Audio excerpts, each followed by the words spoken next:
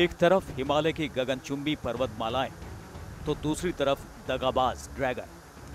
सिक्किम में कुछ ऐसे ही मुश्किल हालात के बीच देश की सुरक्षा में सशस्त्र सीमा बल के जवान जुटे रहते हैं। भारत और चीन के बीच दुर्गम पहाड़ियों में 3500 किलोमीटर की लंबी सीमा है, जिस पर हर वक्त भारतीय सैनिक मुस्तैद रहते हैं। 11,000 फीट से अधिक ऊंचाई पर लगे इस सीमा पर किसी के लिए जहां एक पल भी टिके रहना आसान नहीं है, वहीं सशस्त्र सीमा बल के जवान हर मुश्किल हालात का मुकाबला करते नजर आते हैं। भारत, चीन और भूटान के बीच के पद्मचीन और लुंगथुंग एक ऐसी बॉर्डर पोस्ट है जहां से ड्रैगन की साजिश नजर आती है। ये सशस्त्र सीमा बल का आखिरी पड़ाव है, जहां से एसएसबी के जवान अपने सरहद की निगहबानी करते हैं। यहां से महज कुछ दूरी पर चीन की सीमा है। न्यूज नेशन की टीम भी भारत और चीन के बीच बढ़ते सीमा विवाद को लेकर लुंगथुंग और पद्मचीन चौकी पर पहुंची, जहां एसएसबी के जवान पूरी मुस्तैदी से सरहद की हिफाजत में जुटे हैं।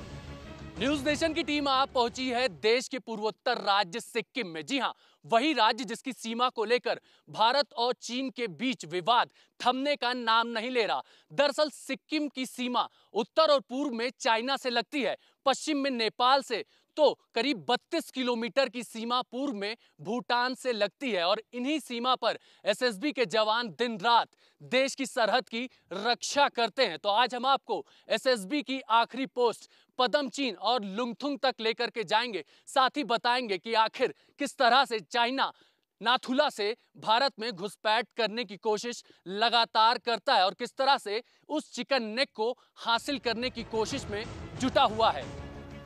11,000 फीट से अधिक ऊंचाई पर बने इस पोस्ट पर दिन में भी अंधेरा छाया रहता है। डरा देने वाले सन्नाटे के बीच जवानों को सरहद की निगरानी करनी होती है, लेकिन सिक्किम के इस रण क्षेत्र में इन जवानों का हौसला देखते ही बनता है। नेपाल से लेकर भूटान तक सैकड़ों किलोमीटर की सीमा की सुरक्षा की जिम्मेदारी एसएसबी के हाथों में है। सिक्किम से लगी चीन की सीमा के कुछ हिस्सों की पहरेदारी भी एसएसबी करती है। सिक्किम के लुंगथुंग और पद्मचीन में एसएसबी की तैनाती है और दोनों देशों के बीच तनातनी के बाद एसएसबी की मुस्तैदी पहले से ज्यादा बढ़ा दी गई है। न्यूज नेशन की टीम अब आ गई है सिक्किम की सीमा की आखिरी पोस्ट लुंगथुंग पर। यही वो जगह है जहां पर एसएसबी के जवान 11,000 फीट की ऊंचाई पर देश की सरहद की रक्षा करते हैं।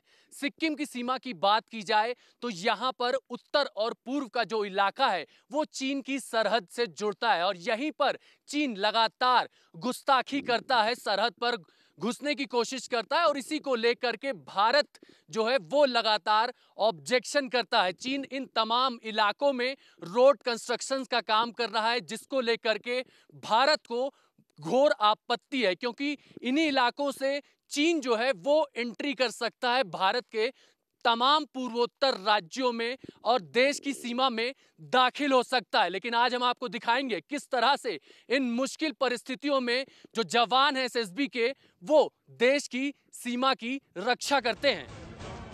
अब हम आपको ये भी बता देते हैं कि आखिर दोनों देशों के बीच मौजूदा तनाव की वजह क्या है। दरअसल मामला तब शुरू हुआ जब भारत ने पठारी क्षेत्र डोकलाम में चीन के सड़क बनाने की कोशिश का विरोध किया। भारत में डोकलाम के नाम से जाने जाने वाले इस इलाके को चीन में डोंगलोंग नाम से जाना जाता है। ये इलाका वहाँ है जहाँ चीन और भारत के उत्तर पूर्व में मौजूद सिक्किम और भूटान की सीमाएं मिलती हैं। भूटान और चीन दोनों इस इलाके पर अपना दावा करते हैं और भारत भूटान के दावे का समर्थन करता है। जोश भरा है सीने में, है हथेलियों पर जान, सरहद की करते हम रखवाली, तिरंगा हमारी शान। इसी जोश, जज्बे और जुनून के साथ एसएसबी के जवान देश की करीब 2500 किलोमीटर की सीमा पर हमारी रक्षा करते हैं, जिसमें नेपाल बॉर्डर की बात की जाए तो ये करीब 1700 किलोमीटर है, करीब 1750 किलोमीटर है। और जो बात की जाए भूटान सीमा की तो वो करीब 700 किलोमीटर के आसपास है, यानी कि 2500 किलोमीटर की सीमा एसएसबी के जवानों के हाथ में है। और दिन हो या रात पूरी जोश जज्बे के साथ ये जो सुरक्षा बल के जवान हैं वो यहाँ पर पेट्रोलिंग करते हैं। अगर जरूरत पड़ी तो ऑपरेशन को भी अंजाम देते हैं इन मुश्किल परिस्थितियों में, जहां पर ऑक्सीजन भी बेहद कम रहता है, क्योंकि हिमालय की पर्वतमालाएं यहां से बेहद करीब हैं। और अभी भी आप देखिए कि इन वादियों में, घाटियों में हर तरफ धुंध है, बादल हैं, बारिश काफी हो रही है और इन्हीं मुश्किल परिस्थितियों में ये जवान खुद को फिट भी रखते हैं और देश की सीमा की हिफाजत भी करते हैं। इधर बीच तनाव जो है वो बहुत ज्यादा बढ़ गया है और इन मुश्किल परिस्थितियों में ये जवान किस तरह से अपनी ट्रेनिंग का जो हिस्सा है वो हम हमारे साथ शेयर करना चाहेंगे। ये बताइए, ये बेहद मुश्किल परिस्थितियां हैं, इन परिस्थितियों में जो आपको ट्रेनिंग दी जाती है वो किस तरह से होती है? हमारी ट्रेनिंग बहुत मुश्किल होती है। हमें सिखाया जाता है कि किसी भी परिस्थितियों में हम अपने आप को सर्वाइव किस तरह करें। ट्रेनिंग का एक पार्ट होता है जिसमें कि हमें ऐसे माहौल में ढलने की ट्रेनिंग दी जाती है, हमें जंगल ट्रेनिंग दी जाती है ताकि किसी भी विषम परिस्थिति में आप अपने आप को सर्वाइव कर सकें। बस उसी का नतीजा है कि हम लोग अपने आप को यहाँ फिट भी रख पाते हैं और इस क्षेत्र की निगरानी और इस क्षेत्र में किसी भी तरह के घटनाक्रम को रोकने में हम सक्षम हैं पूरी तरह। मैं यहाँ पे देख रहा हूँ कि हर तरफ बादल छाए हुए हैं, धुंध है, ऑक्सीजन भी बेहद कम है।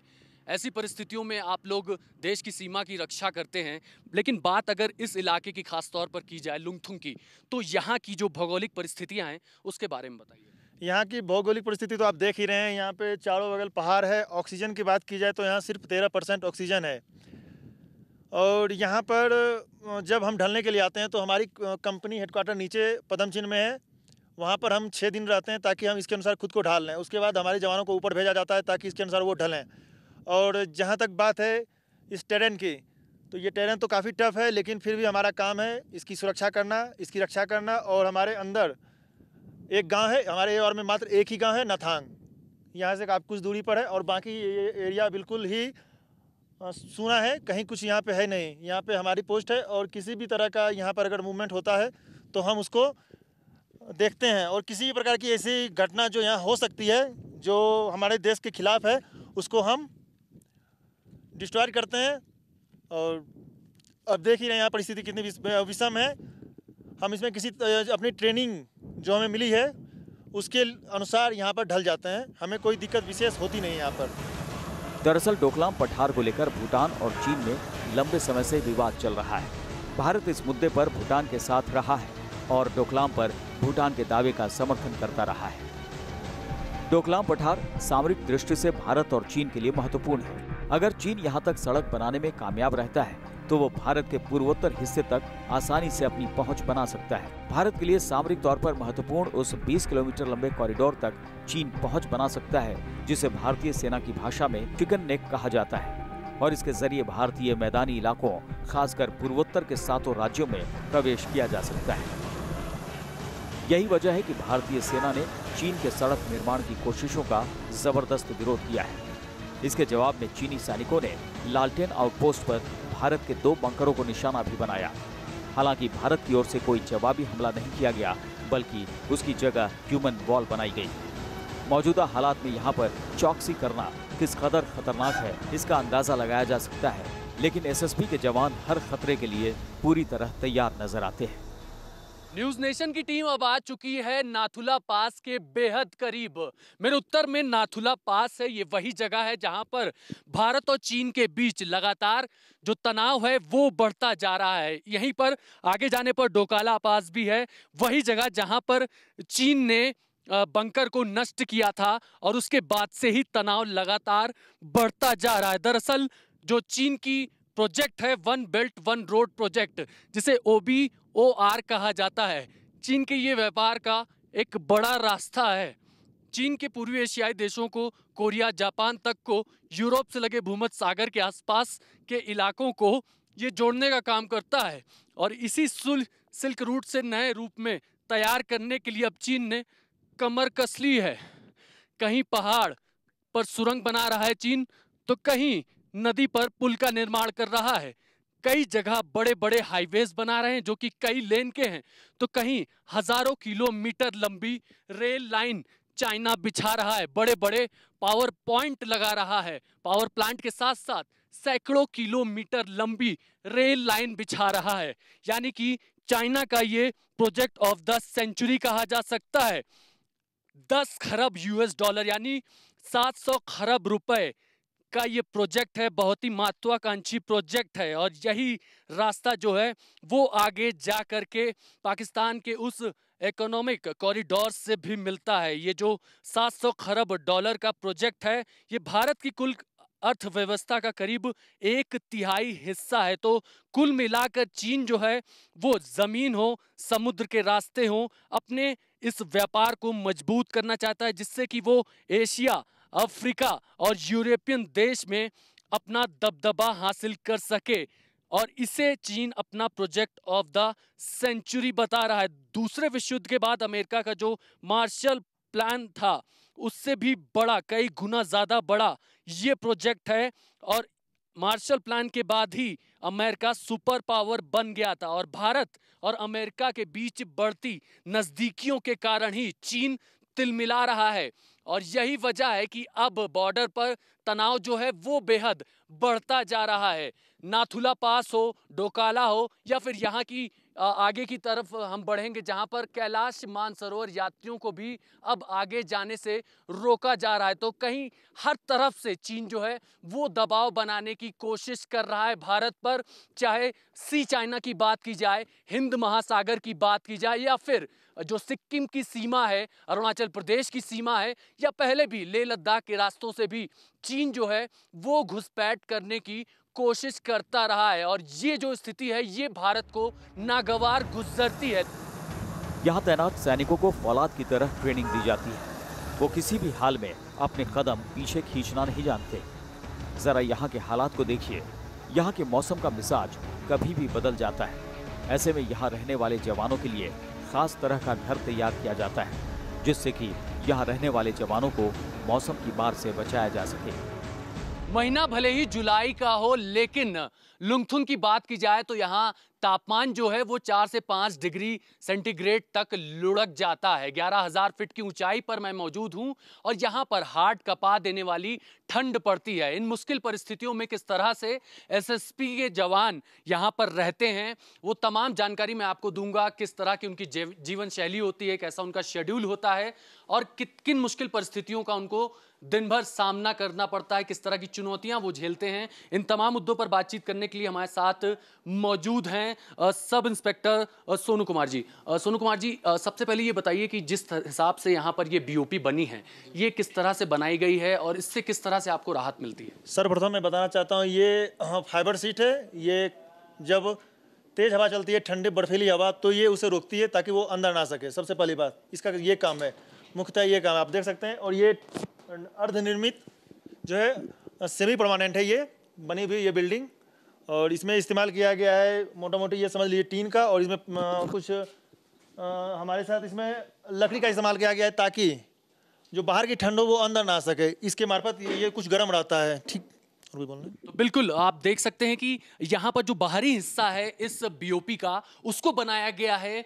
यहाँ पर देखिए ये इस्तेमाल किया गया है जिससे कि जो बाहरी बर्फीली हवाएं हैं वो अंदर दाखिल ना हो सके। दूसरी तरफ आप देखिए ये टीन से निर्मित है, ये भी पूरी तरह से प्रोटेक्टेड है। यहाँ इसके थ्रू भी आप जो मजबूती भी मिलती है, साथ ही साथ बर्फीली हवाओं से भी ये सुरक्षा प्रदान करती है। अंदर हम जाते हैं रूम में, किस तरह की परिस्थितियां होती हैं, किन मुश्किल परिस्थितियों में एसएसबी के जवान रहते हैं। ये देखिए ये प्लाईवुड से पूरी तरह से बनाया गया है। 11,000 फीट की ऊंचाई पर इसी तरह का निर्माण किया जा सकता है। बेहद मुश्किल परिस्थितियां होती हैं।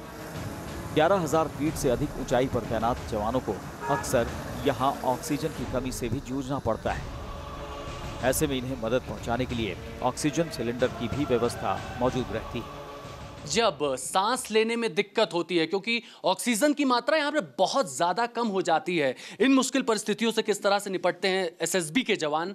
जब ऑक्सीजन की मात्रा कम हो जाती है तो आप किस तरह से निपटते हैं, किस तरह के संसाधन आपके पास है? ऑक्सीजन की कमी यहाँ तो बनी रहती है निरंतर। 13% ऑक्सीजन है, जो कि नीचे 21% से काफ़ी कम है। लेकिन ये बात तो जुलाई के महीने की। जी बिल्कुल। और जब हमारे पास ऐसा कुछ होता है तो हमारे पास एक ट्रेंड बंदा रहता है जो जिसने कि मेडिक्स कोर्स कर रखा हो और फर्स्ट एड कोर्स कर रखा हो, हमारे साथ हैं। हमारे ये जवान दिनेश सिंह उस्ताद ये बताएंगे आपको। आप दिखाइए इनको किस तरह से ऑक्सीजन दिया जाता है। बिल्कुल, यहाँ पर ऑक्सीजन सिलेंडर की व्यवस्था की गई है। अगर कोई जवान ऑक्सीजन की कमी महसूस करता है तो उस वक्त इस तरह से एक तरह का फर्स्ट एड दिया जाता है जिससे कि वो तुरंत कम बैक कर सके, फिटनेस लेवल उसका मेंटेन हो सके। किस तरह से ये काम करता है, जरा एक डेमो करके हमको बताइए। आपको मैं बताना चाहता हूं कि ये हमारे जवान जो मतलब 11,000 हाइट के ऊपर हैं, तो इसलिए हम इसको जो नॉर्मल उसको बीपी नहीं मिल रहा है तो उनके लिए हम 20 कर सकते हैं, और इसके ऊपर से 30 जो हाई हो रहा है तो हम 80 तक ले जा सकते हैं, और नॉर्मल 20 से 40 के क्षमता रखता है ये। तो इस तरह की परिस्थितियां होती हैं। अगर ऑक्सीजन की मात्रा कम हो जाती है तो सिलेंडर यहाँ पर बाकायदा रखा गया है बीओपी में, लुंगथुंग बीओपी में, और तमाम जितनी भी बीओपी हैं, क्योंकि लगातार हाइट जो है, फीट जो है वो बढ़ती जाती है। 11,000, 12,000, 13,000, नेपाल की बात की जाए तो 13,000 फीट की ऊंचाई पर वो सीमा पर मौजूद होते हैं एसएसबी के जवान। आगे भी हम आपको चलते हैं और दिखाते हैं कि कैसे किस तरह का इनका खान पान होता है, किस तरह की जगहों पर ये सोते हैं। उन जगहों पर भी हम आपको लेकर के चलते हैं। इन जवानों के लिए ऐसे हालात में ट्रेनिंग और दिनचर्या को बरकरार रखना भी कड़ी चुनौती होती है। ऐसे में इनके लिए सुबह उठने से लेकर रात के सोने तक की टाइमिंग का ख्याल रखा जाता है, क्योंकि रात का वक्त है और सुबह सनराइज के वक्त तमाम जो शेड्यूल होता है वो देखना पड़ता है। इसलिए सोने का जो समय है और उठने का जो समय है, पूरा शेड्यूल क्या है वो हम जानने की कोशिश करते हैं। क्या शेड्यूल होता है आपका पूरा? सर्वप्रथम सुबह हमारा स्टैंड 2 होता है, जिसमें कि हम बिल्कुल फ्रेश होकर सभी मोर्चे देखते हैं, चेक करते हैं कि जो है चारों बगल हम ठीक हैं, सुरक्षित हैं, क्योंकि हमारे एक संतरी हमारे हमेशा लगे रहते हैं रात भर। लेकिन सुबह सारे जवान जाते हैं अपने मोर्चे में और अपने क्षेत्र की निगरानी करते हैं कि हमारा क्षेत्र जो पूरी तरह सुरक्षित है कि नहीं। और बस स्टैंड 2 के बाद हमारा पीटी का टाइम होता है 6 बजे, 6 से 6:40 तक हमारा पीटी टाइम चलता है, और उसके बाद फिर ब्रेकफास्ट होता है हमारा। और ब्रेकफास्ट के बाद 8 बजे से फिर दूसरा पीरियड शुरू होता है हमारा, परेड पीरियड, जिसमें कि एक पार्टी हम निकालते हैं पेट्रोलिंग के लिए, ताकि अब इस क्षेत्र पर अपना दबदबा बनाए रखे। और अभी तनाव भी ज़्यादा है। बिल्कुल, और लोगों को पता चले, हमारे प्रेजेंस के बारे में पता चले, हम आते हैं, इधर जाते हैं। और बाकी कुछ जो हमारी नफरी बस्ती है बंदे, हमारा ये जो मेंटेनेंस अपने एरिया का हम मेंटेनेंस करते हैं बिल्कुल।